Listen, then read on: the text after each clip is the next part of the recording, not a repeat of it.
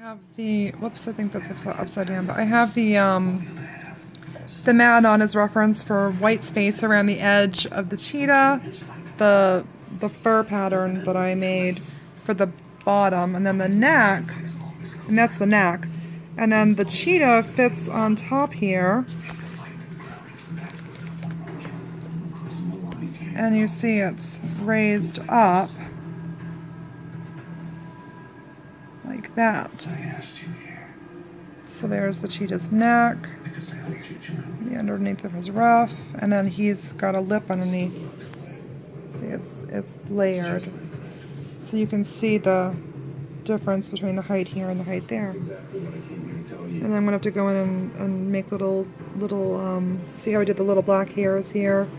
I'm gonna make little black hairs along here. I might tuck in a couple pieces here along there, maybe fill this in, but I might leave this to sign. I'm not sure. I think I'll leave this for my signature, or I might sign over here.